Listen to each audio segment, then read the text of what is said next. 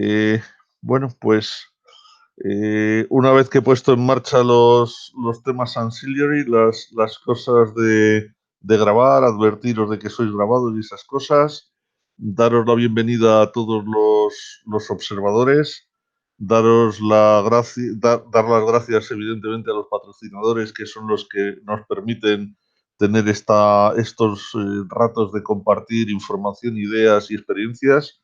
Gracias a los ponentes, que son la, la fuente de esta cuestión. Nosotros no sé si considerarnos una componente del Data Warehouse o somos el OLAP o somos el extractor, pero bueno, ahí estamos intermediando con los consumidores del conocimiento. La mecánica es muy sencilla. Vamos a tener 5 expertos con nosotros. Os paso ya a... Bueno, el tema, primero iré por el tema.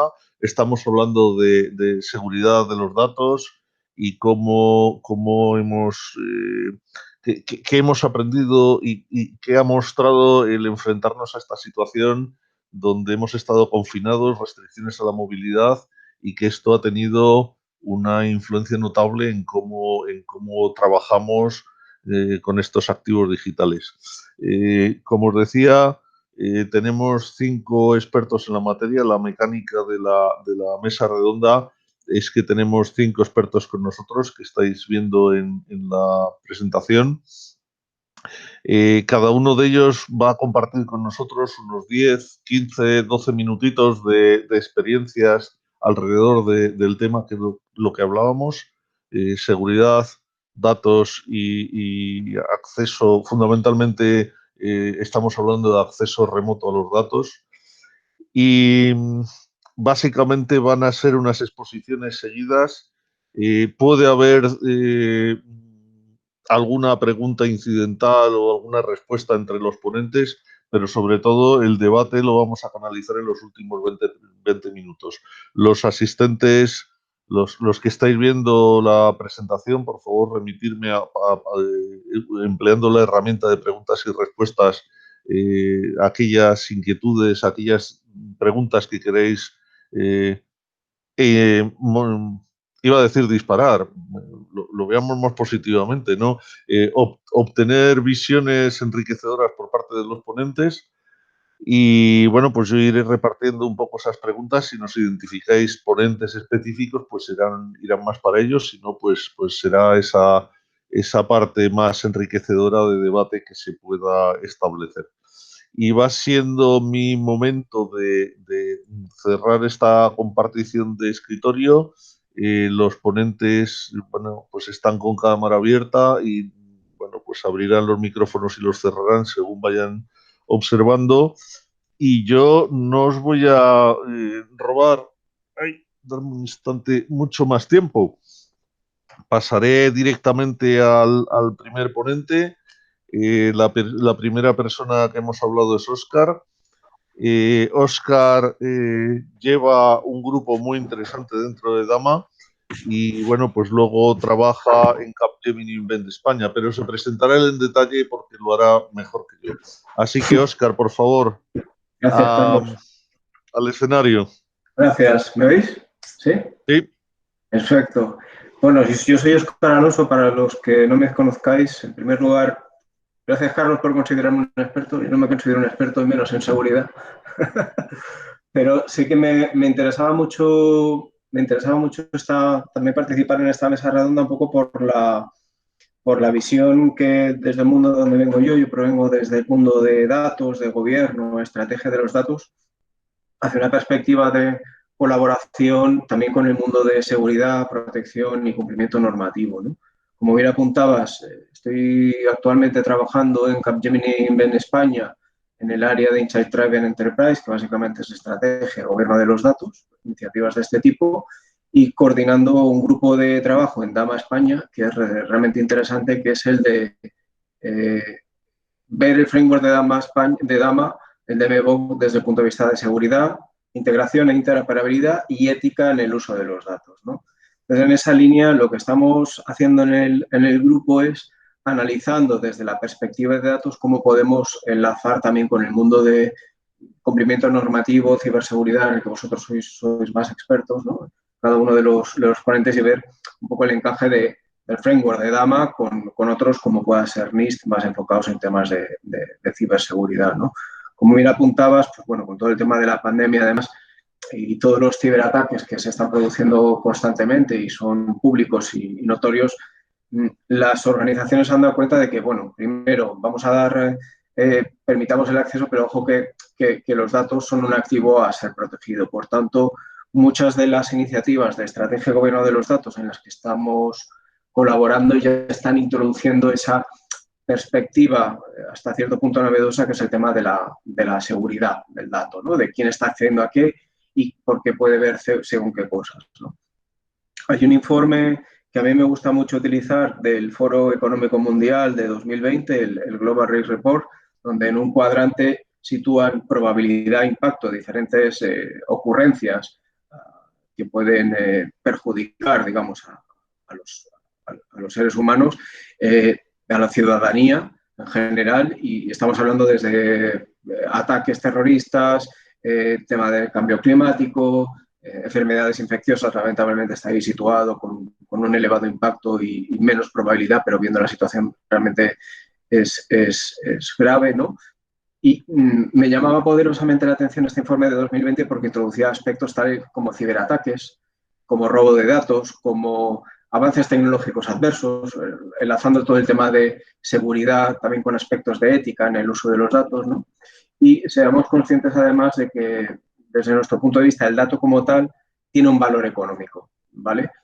Tiene un valor desde el punto de vista de los consumidores, que puede ser que me estén dando esa información, los clientes o ciudadanos que me están entregando esa información, esos datos que yo estoy generando a partir de mis productos o del uso de esos servicios digitales que estoy ofreciendo a los ciudadanos, y finalmente otro nivel con un mayor sensibilidad y con un mayor valor para nosotros, en este caso como organizaciones, es el perfilado de los datos, ¿no? ¿Qué puede inferir de este conocimiento? Por tanto, seamos muy conscientes en proyectos de gobierno que queremos imbuir, evidentemente, esta perspectiva de seguridad de los datos, es de dónde me está viniendo esa información y luego cuál es el valor percibido para los consumidores, para los ciudadanos, ¿no?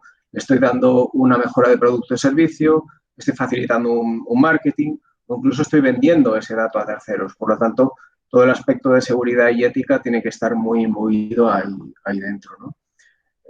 Realmente en el aspecto de ética me gusta una perspectiva que se introduce en diferentes frameworks, por ejemplo el de la Comisión Europea, hablando de la inteligencia artificial confiable, porque además de aspectos éticos, como puede ser el sesgo cognitivo que yo le pueda incluir a un algoritmo de inteligencia artificial o qué estoy haciendo con ese dato, evidentemente lo que nos están diciendo también es que dentro de esos frameworks incluyamos aspectos de ciberseguridad y de seguridad sobre esos datos, ¿no? Sobre ese algoritmo, sobre ese uso que estoy haciendo de los datos. Por tanto, ahí tenemos el mix perfecto, ¿no? La combinación perfecta entre, bien, tengo que ser justo, tengo que no tener un sesgo cognitivo en el uso de esta información, pero además debo meter unas medidas de seguridad y ciberseguridad para el cumplimiento normativo y para asegurar pues, que no viene alguien y es fácilmente accesible mi base de datos, o pueden acceder a según qué, o pueden robarme la información, ¿no? Al final, realmente lo que estamos viendo es, hay tres grandes bloques, el qué, el quién y el cómo, ¿no? La gestión de los datos, que sería el qué, permitiendo aprovechar al máximo activos de datos con el apoyo de procesos y herramientas adecuadas. Tenemos que implantar, definir quién, ¿no? La propiedad de los datos, identificando personas, posiciones, que como se ha mencionado en otras ponencias, ¿no? Gestionan dentro de la organización y aseguran esa definición formal de responsabilidades y rendición de cuentas. Y finalmente, el aspecto macro en este punto de vista, ¿no? De la gestión del dato, el cómo, proporcionando esa dirección, esas estructuras a las actividades de propiedad y de gestión de los datos. Por tanto, desde mi punto de vista, la seguridad es una pieza más a ser gestionada por los equipos de datos, evidentemente en comunicación con roles bueno, con los que a lo mejor históricamente no hemos tenido tanto contacto como puede ser un CISO o un Data Protection Officer para el cumplimiento del normativo de GDPR, ¿no? Si yo soy capaz de comunicarme adecuadamente con estas organizaciones, capaz de implantar estos modelos, evidentemente, cosa que no es de un día para otro y desde mi punto de vista no es sencillo, puedo implantar nuevas líneas de defensa en una capa perimetral, ¿no? Porque al final estamos hablando, desde mi conocimiento, de diferentes líneas de defensa desde fuera y dentro de la propia organización. Ser capaz de identificar datos en riesgo, ser capaz de localizar datos sensibles, ser capaz de identificar a usuarios de datos sensibles y asegurar estos procesos de acceso a datos y, finalmente, ser capaz de garantizar ese acceso adecuado a esos datos sensibles, ¿no? Es decir, un gran qué dentro de iniciativas de gobierno y de gobierno de los datos es qué datos sensibles tengo en la casa, qué uso estoy dándole, quién está accediendo a qué, para qué se está accediendo, incluso con quién lo estoy compartiendo, ¿no? De tal manera que yo pueda añadir estas líneas de defensa adicionales. Tres grandes roles que tienen que ver. Yo históricamente he trabajado más desde el punto de vista del Chief Data Officer, ¿no? De equipos de gobierno de los datos, que gestionan el movimiento de consolidación de esa información, velan por la aplicación de requisitos, definen y mantienen esos atributos para la clasificación de confidencialidad y, al final, lo que estamos buscando es el balanceo entre, bien, tengo que ofrecer una capa analítica, una capa de explotación de la información, pero evidentemente tengo que ser capaz de cumplir con regulatorios y no, digamos, entorpecer ni bajar tampoco la velocidad. Por tanto, tenemos que ir de manera balanceada, ¿no? Como bien comentaba, pues tengo que estar en coordinación con equipos de CISOs, ¿no? Equipos de ciberseguridad, incluso con equipos de cumplimiento normativo o equipo del DPO, ¿no? Para el cumplimiento de GDPR, ¿no? Y, finalmente, y con eso doy paso al siguiente compañero, bueno, ¿qué estamos haciendo en el grupo de trabajo de DAMA España? En este caso concreto es intentar enlazar estos tres mundos desde el punto de vista de gobierno del framework de DAMA del DMBOK, ¿no? Desde el punto de vista de seguridad, desde el punto de vista de integración e interoperabilidad, un poco con esas medidas de seguridad, de con quién estoy compartiendo esa información, etcétera, etcétera, y, finalmente, imbuyendo también toda la parte de ética en el uso de esa información como una pieza más a ser tratada desde nuestro punto de vista con aspectos de seguridad y ciberseguridad y cumplimiento normativo. Nada más. Gracias. Muchas gracias, Óscar. Bueno, pues nada, sin más dilación, pasamos con José Carmona. José Carmona pues lleva una trayectoria profesional amplia trabajando alrededor de TI y de seguridad, y yo diría que siempre tocando, por la información que yo tengo, ahora nos contará él lo que considere, tocando temas muy serios, quiero decir, bases de datos y otras cuestiones relacionadas con un gran fabricante como es Oracle, o en la actualidad en la rama de seguridad asociada a Google, ¿no? En Chronicle, en detalle. Y sin más preámbulos, tuyo es el micrófono, por favor, José. Muchas gracias. Buenos días y muchas gracias a los asistentes a esta mesa redonda y a la organización de DAMA, ¿no? por invitarnos a compartir con todos vosotros nuestra visión. Desde Google Cloud, nuestra intención es aportar a esta mesa redonda, lógicamente, la visión más de un proveedor de soluciones tecnológicas, ¿no? Pero, evidentemente, nosotros como empleados de Google, pues hemos sido afectados, igual que el resto de compañías, por la actual situación en cuanto a la necesidad de trabajar en remoto, y con ello hemos podido estar expuestos a las mismas dificultades tecnológicas y de amenazas que el resto, ¿no?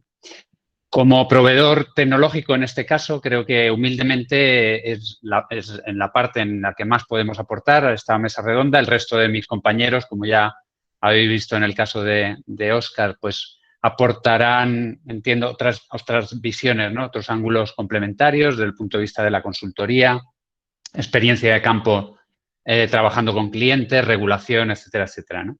Que yo creo que van a ser complementarias. Entonces, lo que me gustaría compartir con vosotros en estos minutos es un par de soluciones o de plataformas tecnológicas que primero estamos utilizando como empleados de Google y que además ofrecemos luego a nuestros clientes, ¿no? Como en la mayoría de productos que hacemos en Google, lo que aplicamos la política conocida como dog food, perdonad el anglicismo, pero pues significa eso, el probar nuestros propios productos antes de liberarlos al mercado, ¿no? El primer escenario está enfocado a cómo nos conectamos a las aplicaciones y a los datos. Y este es el mecanismo que llevamos utilizando internamente en Google pues más de 10 años, diría yo, ¿no? Corresponde, es la aproximación del concepto conocido como confianza cero, o seguro que lo habéis visto por ahí publicado en inglés como Zero Trust.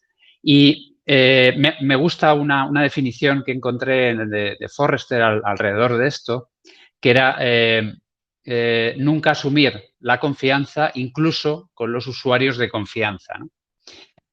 ¿Cómo se ha trabajado tradicionalmente en los departamentos de IT para proteger nuestras aplicaciones y datos? Pues se ha trabajado básicamente en construir un perímetro, unas murallas muy consistentes protegiendo nuestro castillo, ¿no? Por así decirlo. Asumiendo que todo, las aplicaciones, los datos e incluso los usuarios íbamos a estar dentro de ese perímetro. Pero a medida que los empleados, pues nos hemos ido, o se empieza con conceptos como empleados móviles, en los que los usuarios empiezan a acceder a la red a través de sus propios dispositivos. Esos perímetros ya se empiezan a emborronar un poquito, ¿no? Y en el momento en que empezamos a distribuir nuevas aplicaciones y en diferentes localizaciones e infraestructuras como on-premise o centros de proceso de datos propios o en la cloud pública, pues estos perímetros se desdibujan aún más, ¿no? Y evidentemente esto se ha producido y se ha notado mucho más en este periodo en el que estamos, ¿no? En todo lo relacionado con la pandemia. En este concepto de muralla, protegiendo todo lo interno, todo aquello que estaba fuera se consideraba como peligroso, no confiable, mientras que lo que estaba dentro nos podíamos fiar 100% de todo, ¿no? Y entonces lo que hemos observado, yendo un poco más en detalle en este periodo en COVID en algunos clientes, es que se ha puesto mucho foco en proveer de mecanismos de acceso de remoto seguro, soluciones tipo VPN y demás, que ya existían, pero que ante esta necesidad pues se han utilizado de una forma masiva y se han producido pues problemas de escalabilidad. Existe también alguna circunstancia que seguro que todos reconocemos, que es con el ánimo de acceder cuanto antes a la información, a las aplicaciones, a los datos, pues tirábamos del primer dispositivo que teníamos en casa, ¿no? Pues el de los hijos, el portátil, el de la pareja, etcétera. Dispositivos que muchas veces no estaban controlados o gestionados por nuestra organización y que tenían ciertas fallas de seguridad y que han sido aprovechados pues por los atacantes externos, ¿no? Bueno, pues como decía, la aproximación o cómo desde Google se pensó esta arquitectura o cómo se ha implementado esta arquitectura y este paradigma de confianza cero. La arquitectura se denomina Beyond Corp y el modelo que ha utilizado Google en este sentido es cambiar un poco la aproximación. Es decir, nos vamos a fiar no desde dónde se conecta el usuario, si es de dentro, si es desde fuera, si es desde una red más o menos segura, sino que basaremos nuestro modelo de confianza en la identidad del usuario, quién eres, y desde el dispositivo que te conectas. Es decir, por hablaros como experiencia como empleado, nuestra experiencia es la misma, exactamente igual en el acceso a las aplicaciones y a los datos, si estamos físicamente en la oficina o estamos en casa o en un hotel o en un café preparando una reunión, conectados a la wifi de ese café que puede ser poco segura, ¿no? Evidentemente, para que este modelo funcione, pues tiene que haber una serie de elementos básicos a implementar, ¿no? Pues todos los accesos a las aplicaciones estarán fuertemente autenticados, es decir, utilizaremos mecanismos de típicamente de doble factor, autorizados, dependiendo del rol de cada usuario, de cada empleado, pues acceder a unas aplicaciones y a unos datos y no a otros. Y todo el tema de la comunicación, pues comunicación cifrada. Entonces, básicamente los elementos fundacionales de esta arquitectura, pues son el primer elemento sería la identificación de los dispositivos desde los cuales me estoy conectando. Para ello, la organización tiene que gestionar esos dispositivos, tiene que, para evitar o controlar que nos estamos, estamos accediendo con unas condiciones mínimas en cuanto a parches de seguridad, etcétera, etcétera. El segundo elemento es la capacidad de identificar al usuario y, como os decía, para nuestra arquitectura no hay el concepto de redes seguras. Incluso cuando estamos conectados desde la oficina o estábamos conectados desde la oficina, pues esa red no es considerada como segura, ¿no? Vuelvo a repetir, la cuestión de confianza está en la identidad y en el dispositivo. El otro elemento es la externalización de las aplicaciones. Por ejemplo, nosotros todas las aplicaciones las tenemos desde hace ya mucho tiempo publicadas en Internet, con lo cual no hay, de nuevo, ese concepto del perímetro desde el punto de vista de... Y luego el último elemento es un inventario de control de acceso. Pongo un par de ejemplos para que se entienda esto mejor. Como he explicado antes, la base está en la identidad y en el dispositivo. Por lo tanto, si yo como empleado en algún momento me estoy conectando con un dispositivo no controlado por la organización, no demasiado seguro, no quiere decir que no pueda entrar a ciertas aplicaciones, pero habrá otras en las que, como mi nivel de confianza decrece, pues no, el sistema no me permite acceder. ¿Vale? Otro ejemplo, pues, por ejemplo, un usuario conectado desde un sitio que no sea el habitual. Pues eso mengua, digamos, mi nivel de confianza respecto al sistema y podré acceder a cierta información y no a otra. Vale, pues esta es la primera solución o arquitectura que quería compartir con vosotros. Como os decía, pues es algo que utilizamos nosotros como empleados y lo ofrecemos también a nuestros clientes. La segunda parte, y no me quiero extender mucho, voy a centrarme más en el mundo del dato como tal, ¿no? Y sabemos que muchas organizaciones, y especialmente en esta época también, pues están moviendo información, están moviendo sus datos, en muchos casos a cloud, a proveedores de cloud público, ¿no? Como puede ser el caso de Google. Entonces, os quería compartir desde el punto de vista nuestro qué mecanismos, qué elementos de seguridad incorpora nuestra solución para protección en todo el ciclo de vida del dato, ¿no? Desde el acceso a la propia gestión del dato. En ese sentido, lo que hemos aplicado, de nuevo, es el concepto de confianza cero. Hay una serie de niveles y controles que iré describiendo ahora, pero que no nos, digamos que no nos fiamos del anterior como tal. O sea, asumimos que cualquiera de estos controles puede ser roto y, por lo tanto, el siguiente nivel tiene que ser suficientemente fuerte para aplicar los controles y medidas de seguridad que así se requieren. Que ves. Bueno, paso a describir básicamente esa pila de controles. O sea, el primer elemento es el control de acceso al dato. Es decir, a qué, por quién, cuándo, y aplicando siempre la estrategia de otorgar el menor privilegio posible por defecto, ¿vale? En este nivel de acceso se controla, pues, o a nivel de recurso, digamos un grano más grueso, pues, a una instancia de una base de datos, MySQL o cualquiera, hasta un control de acceso más granular, a nivel de tabla y a nivel de campo.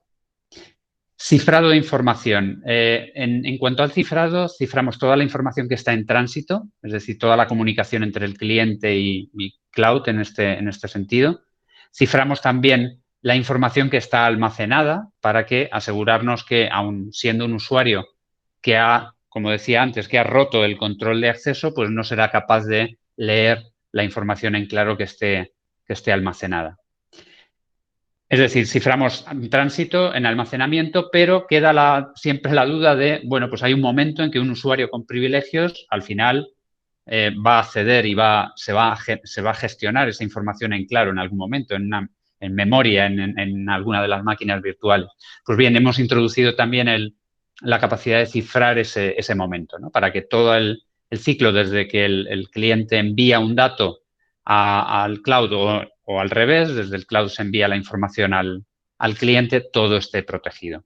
En todos estos elementos de cifrado es importante compartir con vosotros que las claves que se utilizan para ese cifrado pues pueden ser gestionadas por Google, pero también pueden ser gestionadas, podéis decidir el gestionarla por vosotros mismos. Con lo cual, con esa premisa, pues ningún empleado, digamos, técnico de Google podrá acceder en claro a vuestra información. Por otro lado, uno de los requerimientos más comunes es la clasificación de la información, y hacía referencia a Óscar anteriormente, ¿no? Y ahí hay diferentes niveles por privada, clasificada, confidencial. Bueno, comentaos que tenemos capacidad de etiquetar esa información y, por lo tanto, luego controlar qué usuarios van a poder acceder a qué información y a cuál no, ¿no? Y, por último, disponemos de unos elementos de protección en pérdida de datos, o lo que se conoce con las siglas de DLP, que nos permiten controlar o identificar posibles fugas de información, informando a los responsables e intentando prevenirlas e informando a los responsables, lógicamente. ¿Vale? No me quiero extender más, que nos habíamos puesto como 12 minutos, me he pasado un minuto, lo siento. Simplemente como resumen, o qué es lo que me gustaría que os quedaseis de esta pequeña charla. Primero, el concepto de confianza cero, o Zero Trust. Esta aproximación, como hemos visto, traslada el foco de la seguridad del perímetro a la identidad. Y en el segundo punto, la segunda idea que me gustaría que os llevaseis, pues que si tomáis la decisión de mover esa información a una nube, como en este caso Google Cloud, pues que sepáis que tenéis todos los elementos de control y de seguridad que aseguran que todo el ciclo de vida del dato pues va a estar controlado.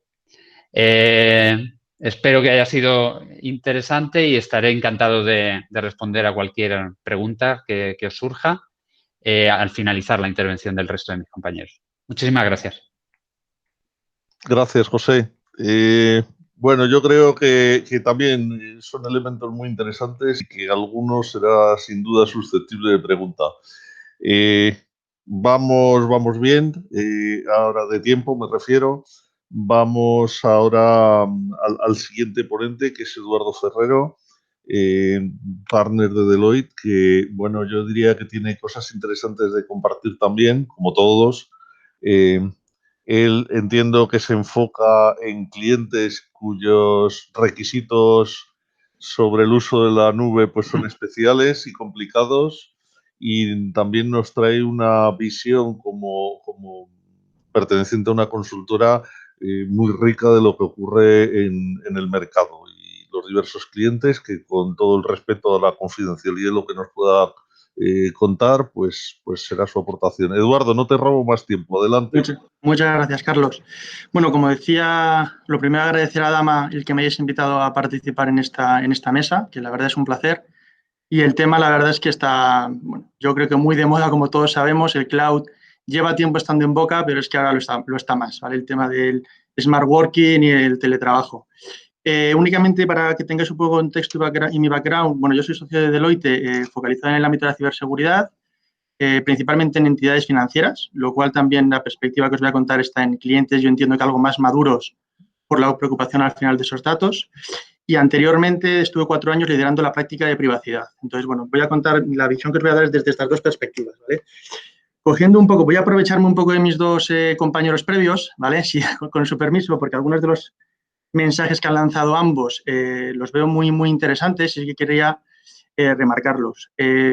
Por el rol que yo tengo, yo llevo bastante tiempo dando sesiones de sensibilización en consejos y comités de dirección, y el informe que ha comentado, por ejemplo, Óscar de World Economic Forum la ciberseguridad se lleva considerando un riesgo sistémico, lo que se considera un cisne negro, por este organismo desde 2012.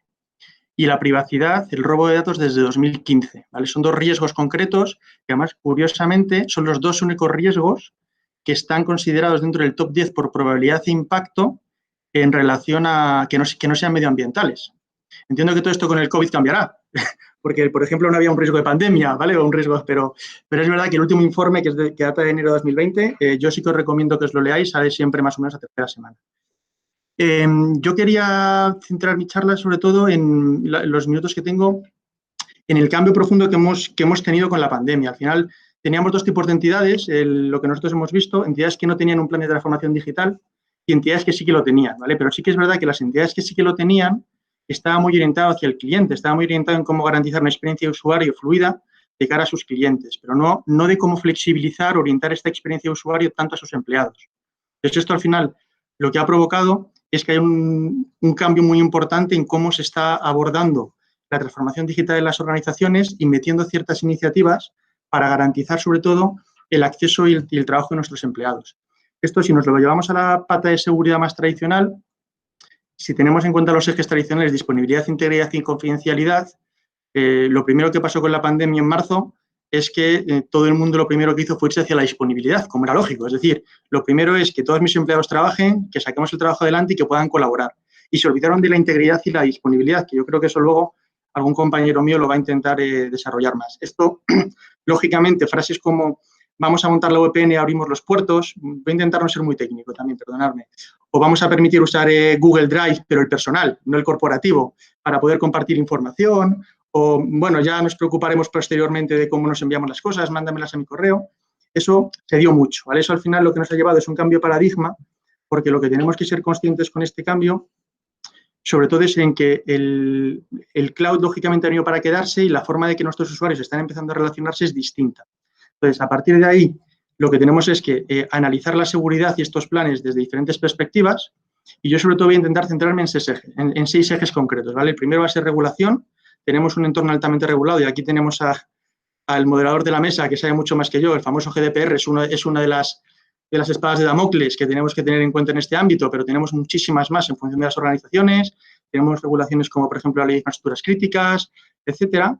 Entonces, es importante siempre que seamos conscientes de cómo usamos esta información y el concepto que comentaba José de Zero Trust es, ahora mismo es la tendencia en ciberseguridad. Es decir, vamos a asumir que nadie tiene que acceder a nada y los permisos los vamos a ir dando a medida que lo necesiten.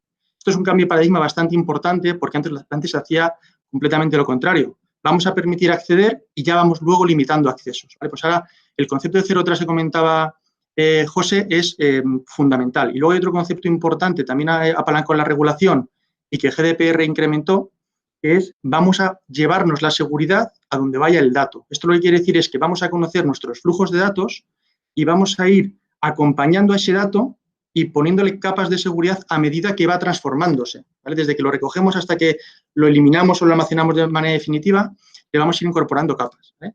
Esto es muy relevante, sobre todo porque a nivel regulatorio es una exigencia. Los 2 puntos que para mí sí que son importantes y donde las empresas han visto un cambio más radical son, por un lado, la centralización de la información. Como bien comentaba José, muchas han visto el cloud como un facilitador, y lo es. Yo soy un fiel defensor del cloud, ¿vale? Es un facilitador y han visto cómo pueden hacer cosas que antes no podían por capacidad de procesado, por capacidad de levantamiento de máquinas, por diferentes aspectos que entiendo que en otras ponencias estarán hablando, porque, por ejemplo, para marketing o para temas de analytics es algo fundamental, pero esto también nos tiene que llevar al siguiente cambio de paradigma, el hecho de que irnos al cloud nos permite ser igual de seguros, pero la seguridad la tienes que tener en cuenta. Pues he comentado varios aspectos, por ejemplo, el tema de que las claves te permite Google gestionártelas él o que las gestiones tú, que tienes un DLP o te lo puede poner Google, pero todo esto al final, el error que solemos cometer es decidir, nos vamos a un proveedor en cloud y ya ese proveedor me está dando la seguridad. No, ese proveedor te facilita las herramientas, pero tienes tú que analizar qué seguridad necesitas y parametrizarla y configurarla, ¿vale? Esto es un aspecto fundamental que desde el punto de vista de transformación en cloud es importante. Esto me lleva a conocer a tu proveedor y también hacia qué tipo de cloud te estás yendo. Es decir, esta centralización de información puede ser en diferentes modelos. Puede ser un software as a service, lo que se denomina SaaS, Platform as a Service, lo que sería un PaaS, o un IaaS, ¿vale? Que al final me llevo mi infraestructura al cloud y empiezo a trabajar en el cloud y levantando allí pues, los diferentes elementos tecnológicos que necesito. Esto lo que tienes que hacer a partir de eso es quién es el responsable, si tú o el proveedor, de hacer ciertas medidas. Y luego el siguiente concepto, el tercer concepto que quería establecer es el tema de la descentralización de acceso por parte de los usuarios, ¿vale? José lo ha explicado perfectamente. Yo en los consejos que siempre voy, en las charlas de sensibilización, explico la seguridad tradicional como un castillo, como decía José. Es decir, tú tenías un castillo en el cual lo que te tenías que preocupar era de proteger tu muralla, proteger que no entrase nadie y a partir de ahí, pues, obviabas el zero trust, obviabas la ley del mínimo privilegio. Ahora donde nos encontramos es en que la gente accede desde donde quiere, como quiere, y depende de cómo hayas configurado al final los accesos, incluso desde el dispositivo que quiere. Esto lo que me lleva es, en vez de estar trabajando en un castillo, en vez de tener que proteger un castillo, lo que estamos es una gran urbe. Estamos en una gran metrópolis donde tienes autopistas, tienes aeropuertos, tienes muchísimos otros elementos que hacen que sea imposible que acotes el perímetro. Lo que tienes es que cambiar la filosofía de cómo lo securizas. Y luego, además, como es lógico, con el tema de la pandemia, centrándome un poco también en el título de la ponencia, los usuarios han buscado las habichuelas. Es decir, oye, yo tengo que conseguir compartir información, pues mira, lo voy a compartir con esta herramienta que he visto que es muy útil y lo uso con mi equipo. He levantado el Teams o he levantado Google Meet o he levantado Zoom o he levantado cualquier tipo de estas tecnologías tan útiles, pero ¿cómo las he levantado? Es decir, ¿cómo las estoy securizando? ¿Cómo estoy permitiendo que la gente se conecte? ¿Vale? Esto la lleva a los usuarios al siguiente concepto, que para mí es el gran reto ahora mismo a nivel tecnológico y a nivel de seguridad, que es el Shadow IT.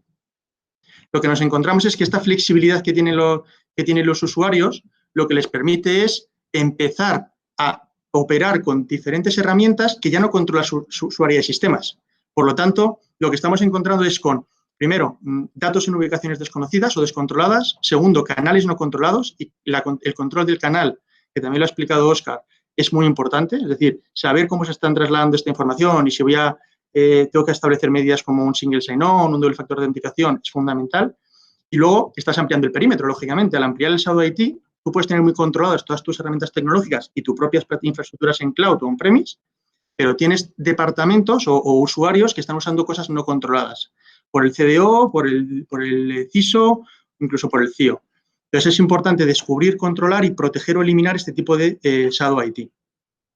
Luego, todo esto, que muchas veces al principio, sobre todo de la pandemia, lo que nos comentaba a los clientes es, bueno, esto es temporal, les dejamos ahora, ya luego lo erradicaremos. No, esto ya no es temporal. O sea, yo creo que todos estamos de acuerdo en que el teletrabajo, el smart working, todos estos aspectos y el uso de los datos de una manera mucho más descentralizada ha venido para quedarse, y por descentralizar me refiero al acceso, no al consumo de los mismos, que suele ya estar más centralizado. Entonces, esta movilidad que ha venido para quedarse, lo que está obligando a las entidades es a replantearse sus modelos estratégicos, sus planes estratégicos, tanto de tecnología como de negocio, como de seguridad, que tienen que ir, lógicamente, acompañados y abordar diferentes aspectos relevantes.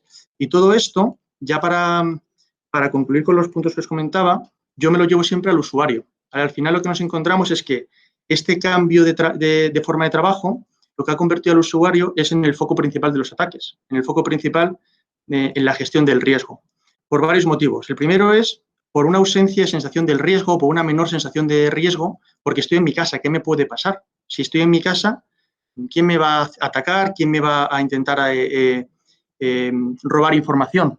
El segundo es una pérdida de cultura empresarial, que es el caballo de batalla y la palanca fundamental para garantizar que la seguridad funcione. Es decir, el hecho de que estén en su casa, primero, pierden la cultura empresarial propia de la compañía y luego es importante reforzar las labores de sensibilización y formación en materia de protección de la información.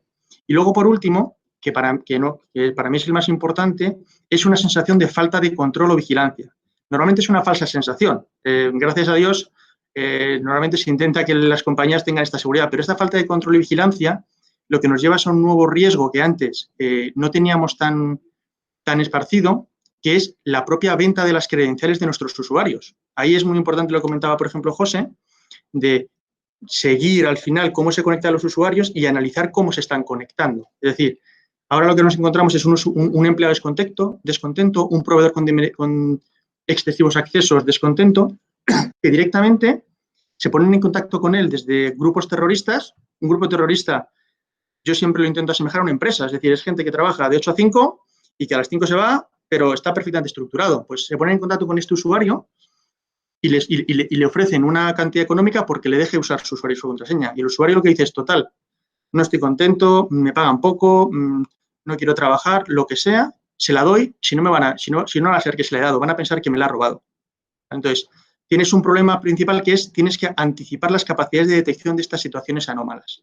Esto, hay herramientas, como puede ser herramientas web que se llaman de análisis de comportamiento o herramientas que comentaba José, un DLP también tiene patrones heurísticos ahora para detectar estas cosas, pero es algo fundamental que tengamos en cuenta y esto se soluciona con concienciación empresarial, con cultura de empresa, ¿vale?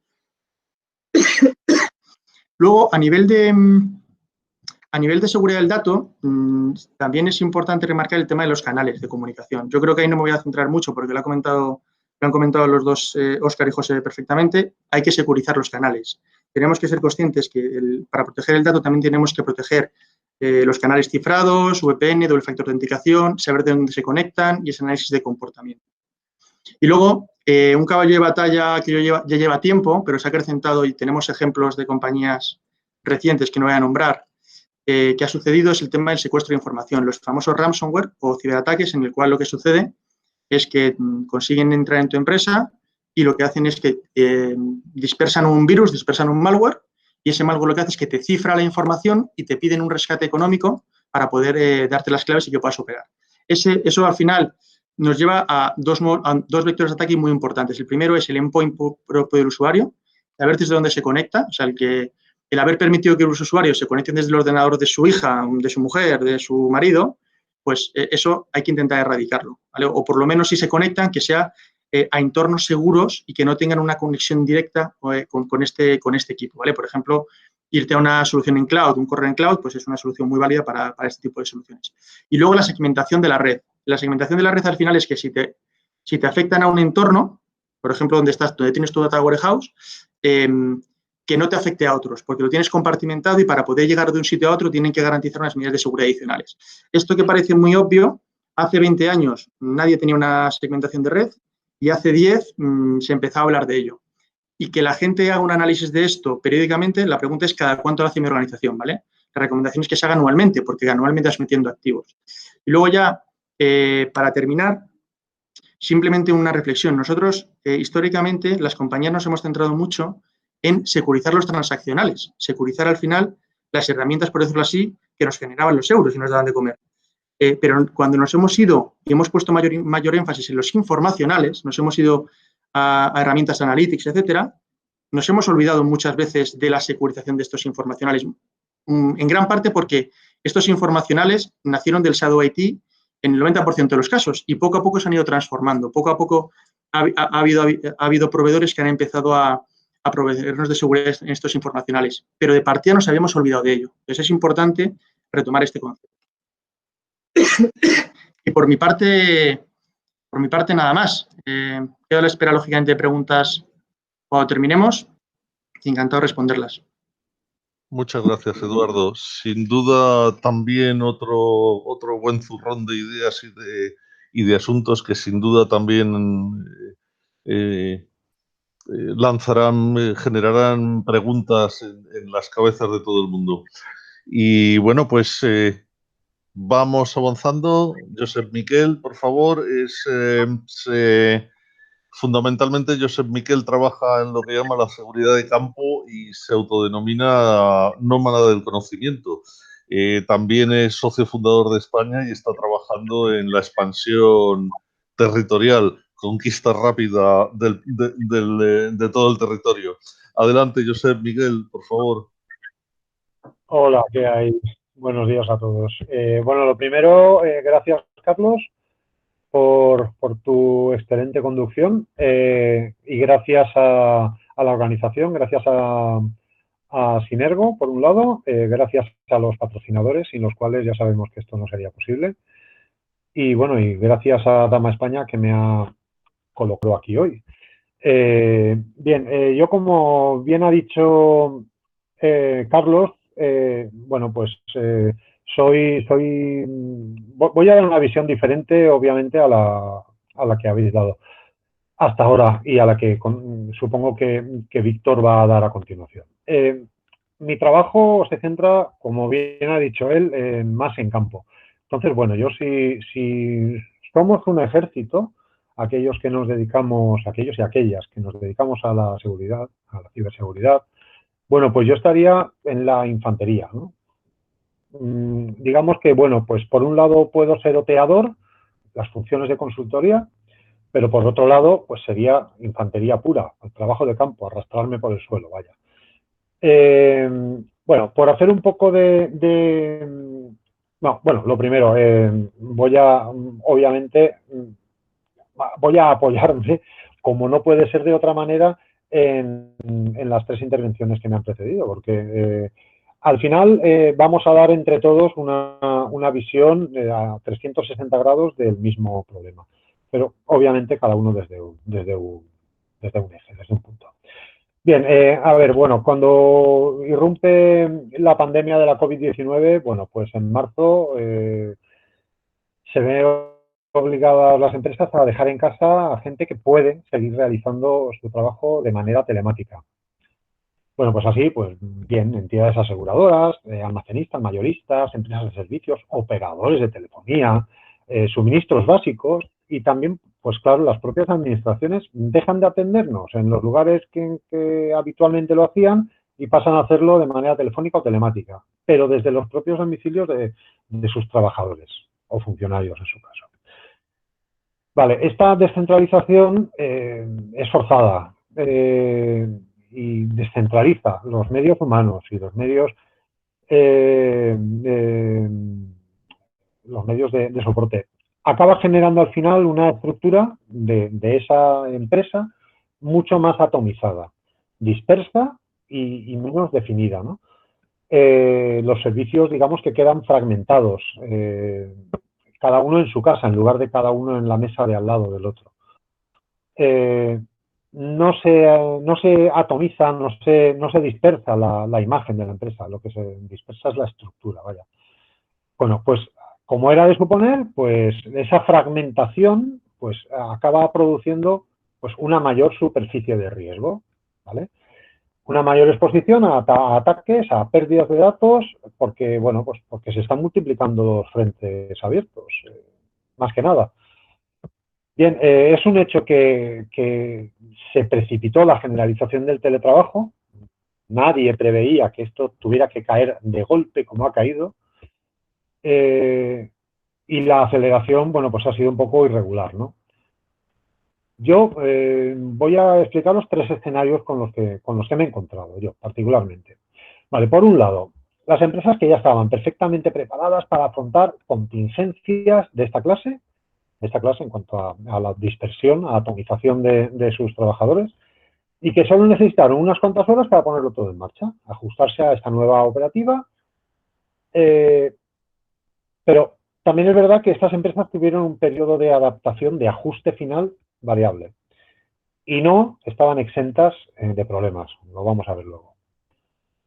Por otro lado, las empresas que empiezan esa adaptación en marzo, porque les ha caído del cielo así de golpe, y bueno, van adaptándose paulatinamente a esta situación que ha provocado la pandemia. Bien, a ver, estas empresas, igual que antes, que con el grupo anterior, van a tener problemas luego. Y luego, finalmente, tenemos aquellas empresas que también empiezan en marzo, pero que implementan medios muy precarios,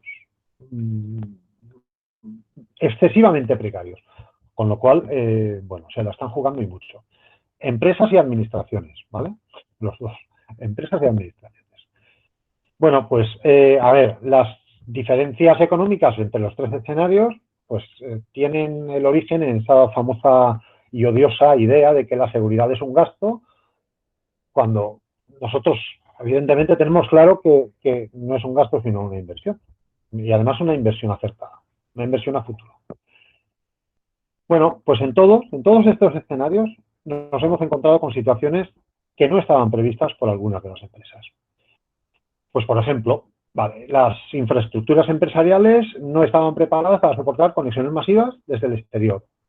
Fuera hardware local, servidores locales, o fuera un cloud, De cualquier manera, estaban mal dimensionados.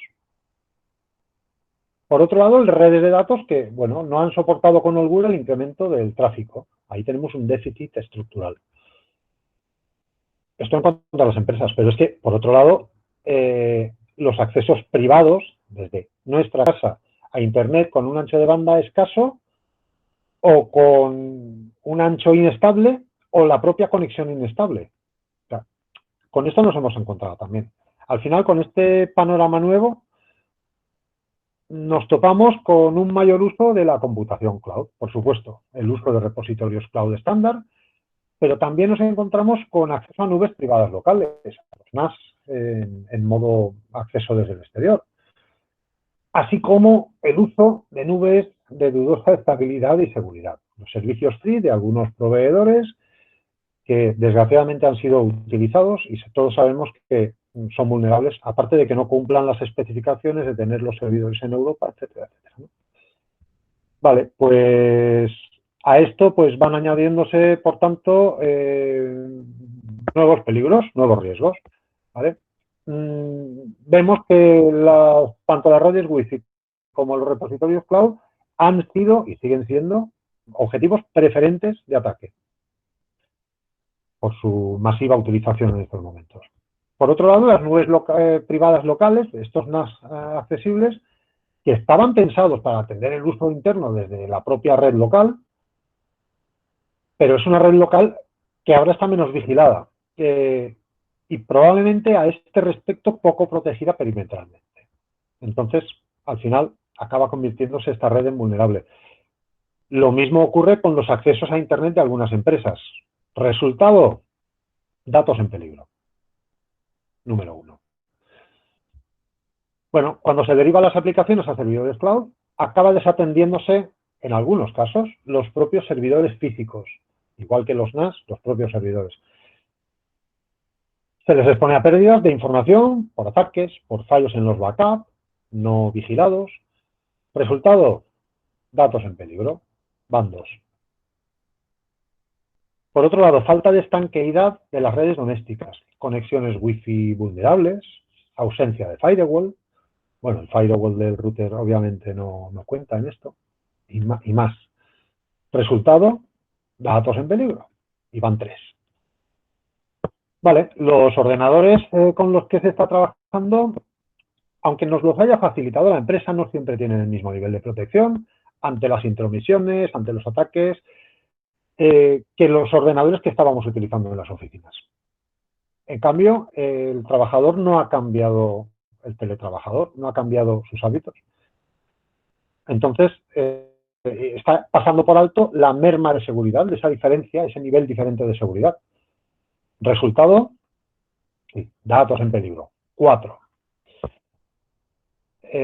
¿Hay garantía de identificación del usuario? Incidiendo en lo que antes mis compañeros han comentado. No siempre. Resultado, sí, datos en peligro y van 5. Bien, además, ocurre que no toda la información se guarda inmediatamente en los repositorios. ¿Por qué? Muchas veces porque nuestro ancho de banda no da para más, es lento y yo necesito ser ágil con mis clientes al teléfono. Bien, pues me descargo determinada información, luego la vuelvo a subir. Me descargo la información, la cumplimento y luego la vuelvo a subir. ¿Qué ocurre? Pues que esto, unido a que hay una falta generalizada de sistemas de backup en los ordenadores del teletrabajador, pues bueno, pues supone otra brecha más en la integridad de esa información que estamos manejando. Resultado, y van 6, datos en peligro. Vale, para resumir aquí, es que una fractura, un bloqueo, una pérdida de datos, cualquiera de estas situaciones y más, van a suponer la interrupción de todos los procesos que generan, gestionan y exprimen, utilizan estos datos. Todos los procesos. Se paraliza la empresa. Los riesgos, además, acaban convirtiéndose en problemas de incumplimiento del GDPR. Ya lo han comentado también mis compañeros antes. En cuanto a la información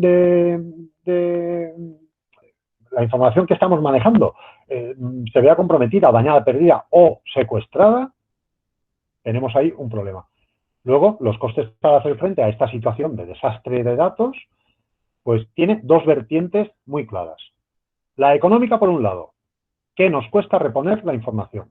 Y por otro lado, la económica, sí, me estoy repitiendo. La económica también. Las sanciones a las que podemos vernos sometidos por parte de la Agencia de Protección de Datos. Y todo esto, independientemente de que no estamos contando lo que supone la pérdida de prestigio, el deterioro de la imagen de la empresa o de la institución. Yo aquí haría un llamamiento a mirar las noticias, consultar las noticias y ver cuantísimos, demasiados ataques han sufrido administraciones municipales, pongamos solo estas, en los últimos meses. Un montón. Bueno, yo aquí quiero hacer un manifiesto. Vale. Yo no quiero ser un apagafuegos. Yo lo que quiero es trabajar protegiendo, no trabajar apagando fuegos. Josep, discúlpame, me parece bien que hagas un manifiesto, pero tiene que ser cortito porque ya empezamos a ir un poco... Ya he acabado, me queda una frase. Disculpa. Nada. Vale, y para acabar ya transponiendo aquello de la inversión o gasto, lo que comentaba antes, bueno, pues os quiero dejar una sentencia, una frase y con esto voy a acabar. Cuando gana la inseguridad, pierden los datos. Así de sencillo. O sea que perdemos todos. Y desde luego perdemos mucho. Muchas gracias.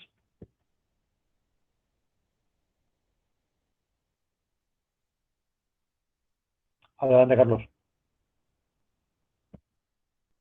Me estoy peleando con el Meet, que no me sacaba la barra para activar el micrófono. Disculparme. Bueno, sin más, yo le voy a pasar el micrófono a Víctor. Víctor, bueno, pues es una persona con alto conocimiento tecnológico, de unas fabricante de unas herramientas fundamentales que abordan uno de los problemas que también tenemos, que es el de asegurarnos de que no perdemos las cosas en BIAM. Perdón. Y Víctor, te doy el paso y a ver si conseguimos... Bueno, seguro. Adelante, tus 10, 12 minutos. Muchas gracias, Carlos. En primer lugar, quería agradecer la invitación por estar aquí y me ceñiré a los 10 minutos, si no, no tengas problema en cortarme. Como decía Carlos, mi nombre es Víctor Pérez, soy Senior Systems Engineer en FIM para España y Portugal y nosotros, pues básicamente a lo que nos dedicamos es a la protección y disponibilidad del dato.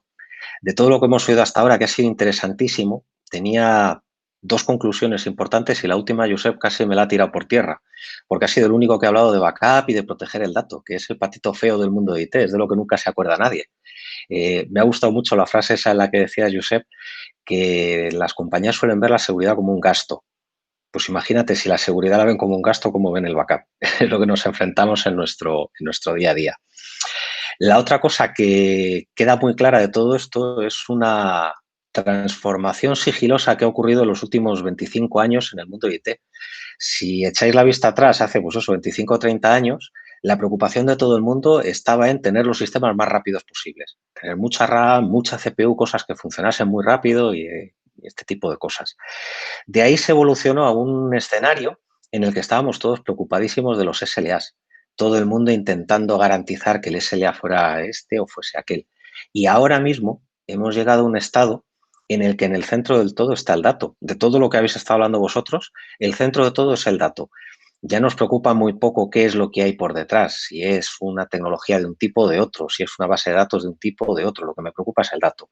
Y tiene una explicación sencilla, al final es lo que nos da de comer a todos.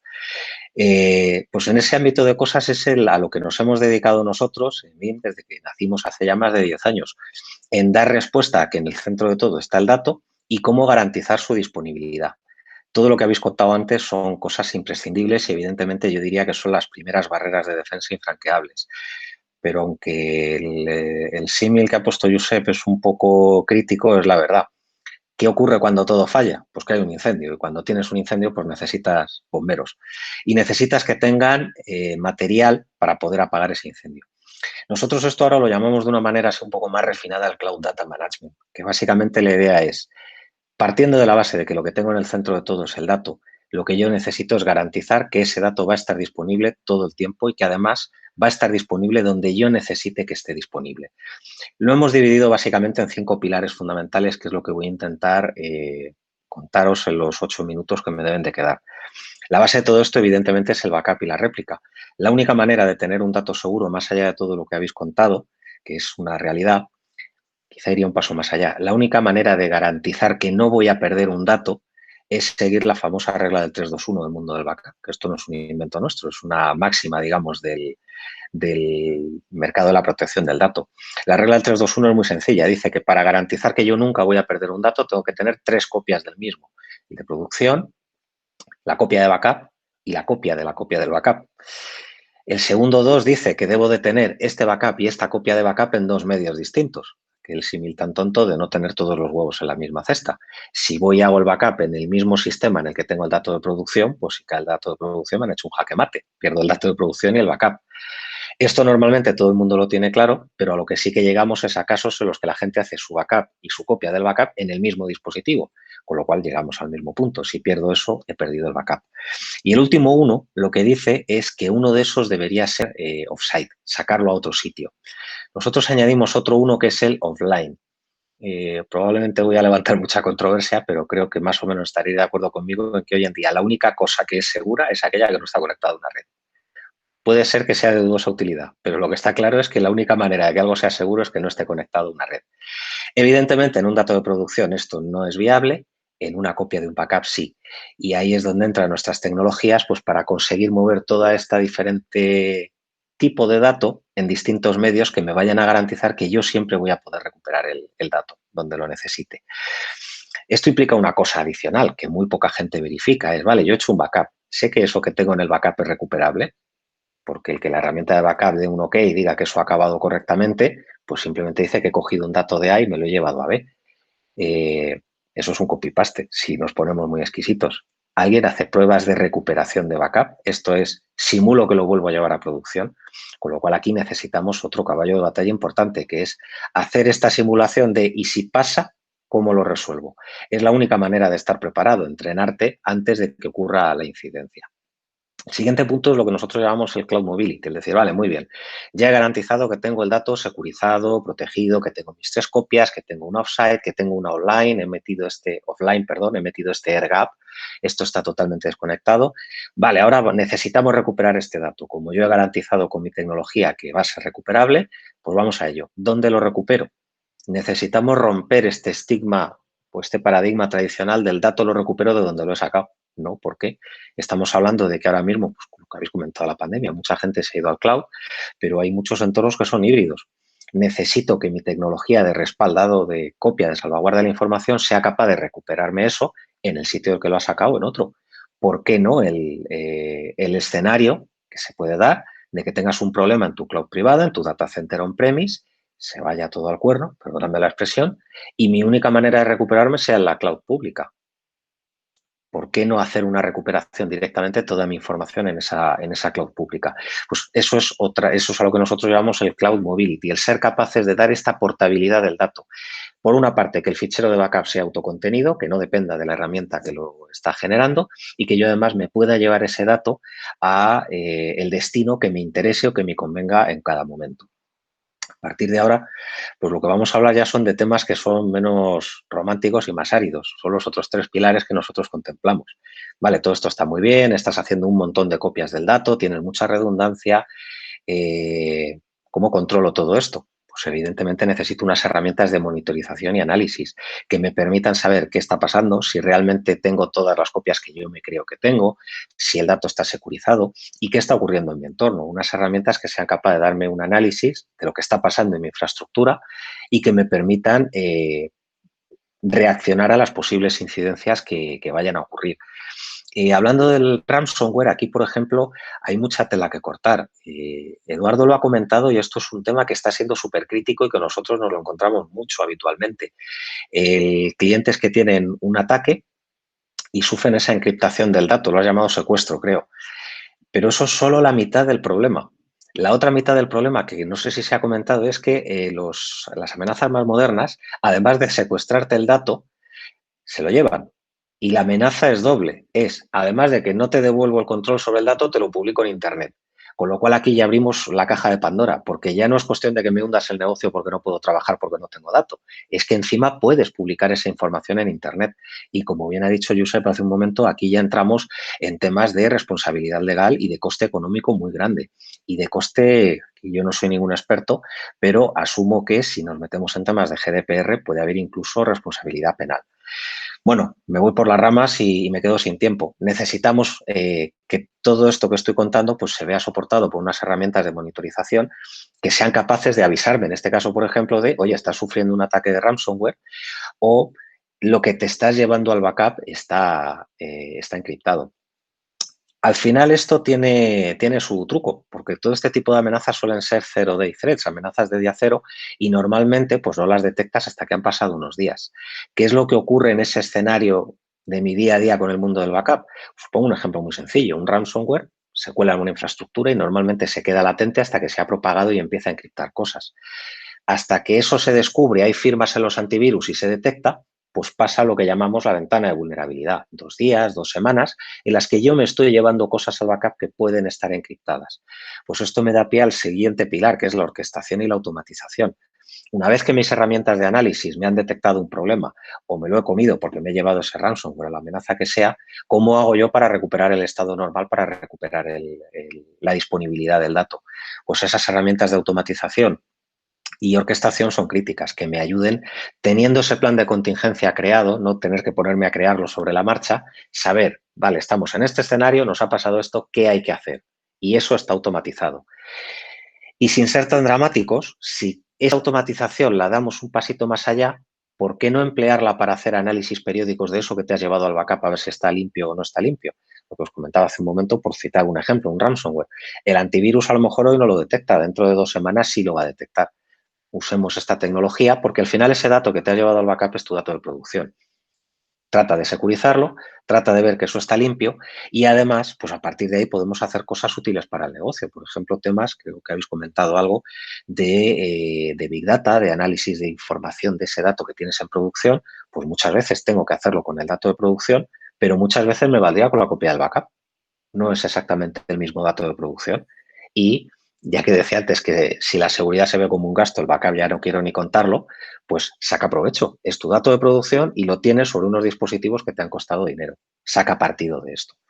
Por último, ya con esto acabo, el quinto pilar de todo lo que ciframos nosotros dentro del Cloud Data Management estaría toda la parte de Governance and Compliance. Perdón por la palabra en inglés, pero creo que queda más claro. Todo esto que he contado está muy bien, pero de alguna manera hay que asegurar que seguimos todos esos protocolos que han estado comentando todos mis compañeros anteriormente. Desde el hecho de asegurarme de que cierto dato está siguiendo las políticas de backup y respaldo de la compañía, hasta garantizar compliance con GDPR, garantizar que estás encriptando la información que te estás llevando al backup. Habéis hablado de comunicaciones en tránsito del dato, que el usuario se esté conectando a un dato que está encriptado. Maravilloso. Muchas veces me duele decirlo así, el eslabón más débil después del usuario es el backup, porque la gente hace la copia del backup, lo deja archivado en el backup y no está encriptado. Con lo cual, si alguien consigue acceder a eso, pues se va a llevar un dato en claro. Que además normalmente no hay nadie prestándole atención a ese dispositivo, porque como no te impacta en producción, que haya alguien leyendo de ahí datos, tú ni te enteras. Y termino pues por hablar con cosas tan tontas como la geolocalización. Tener una herramienta que sea capaz de decirme, oye, muy bien, estás haciendo un backup de tu dato de producción que tienes en la nube en Europa o en un data center que tienes montado en Burgos, pero es que la copia del backup te la estás llevando a un dispositivo que tienes en Australia. Pues que la herramienta sea capaz ella sola de darte ese aviso de geolocalización y te estás llevando las cosas donde no debes. Bueno, Carlos, te devuelvo la palabra porque creo que me he ido ya largo de los 10-12 minutos. Bueno, la cuestión es cómo abordamos los 4 minutos que quedan para volver a la ceremonia de cierre. Entonces, yo os sugeriría que aprovecharéis un minutito cada uno a hacer comentarios finales o cosas que no os podáis ir a casa sin dejar de decir, porque realmente no nos queda espacio para hacer una ronda seria de preguntas. Entonces, nada, tenéis un minuto cada uno. por si Sí. queréis hacer una conclusión final o compartir o matizar algo. Sí, si me permitís. Adelante. Perdona, Carlos, soy Eduardo. Yo por complementar lo que decía Víctor, que es verdad que no lo habíamos tocado previamente hasta Josep y es muy interesante, los problemas de ransomware vienen porque no es capaz de recuperarte y suele ser por no tener copias de seguridad adecuadas. Porque claro, si tienes la copia de seguridad y tienes un ransomware, tan sencillo como restaurarlo y sigues operando, ¿vale? Tenemos compañías que han estado meses sin poder trabajar por esto no hacerlo bien. Entonces, es verdad que a veces se nos olvida comentarlo y cuando hablamos de seguridad es como el último que tocamos, pero yo, Víctor, ahí sí que creo que es importante remarcarlo, ¿vale? Muchas veces la única forma de recuperarte, por ejemplo, un ransomware es con el backup. Todo lo demás es jugar a intentar ser mago. Y luego, además, en relación al ransomware, otra parte importante es la persistencia. Es decir, cuando te atacan y al final detectas que tienes te han secuestrado la información, llevan meses. O sea, no nos engañemos. Lo más valioso para un delincuente es conocerte. Por lo tanto, normalmente cuando tienes un ataque y se materialice y tú lo detectas, lo normal es que lleven meses. Por lo tanto, las herramientas heurísticas que te permitan, antes de ese zero day, ser capaz de detectar comportamientos anómalos o algún tipo de anomalía en la forma de trabajar de tus sistemas, es fundamental hoy en día, ¿vale? Esto es lo que se denomina herramientas tipo de R para el endpoint o herramientas UEBA para comportamientos de usuario, pero son fundamentales para anticiparse. Entonces, dejo ya a mis compañeros que sigan diciendo algo más. Yendo en esa dirección, yo os digo una cosa. Una de dentro de mis atribuciones como de protección de datos, y que yo creo que es una pesadilla informacional, como nos contaba antes un ponente, el viejo reglamento de la vieja LOPD nos exigía verificar cada 6 meses para ciertos tipos de grupos de datos que las copias de seguridad eran recuperables y que operaban de nuevo. La gente yo creo que se ha olvidado un poco de aquello, pero la verdad es que el reglamento te dice, tú tienes que disponer de las medidas de seguridad, y el que se haya olvidado de que tiene que comprobar que las copias de verdad, primero, han copiado lo que querías y no cualquier otra cosa, y segundo, que las puedes recuperar y volver a funcionar, bueno, pues presenta una debilidad muy grande, porque al final es eso, es el último mecanismo de defensa. Ahora bien, he de decir que cuando hablas de copias de seguridad de bases de datos, te encuentras con que misteriosamente el fabricante suele acabar la recuperación de la copia de seguridad con un OK, pero cuando hablas con los expertos y le dices, garantízame que lo recuperado era lo mismo que el snapshot que hice el 17 de julio, dice, miedo escénico. O sea, que de verdad es magia que la recuperación se produce. Y eso los fabricantes tienen que abordarlo. Claro, yo como usuario prefiero tener mis datos replicados en 4 nubes diferentes, que me lleva a otro tipo de problemas, ¿no? Pero quiero decir, ¿dónde guardamos las fotos de nuestros niños? Pues habrá gente que la tenga en el teléfono o en su ordenador, pero yo las tengo en 4 nubes, ¿no? Nos quedan...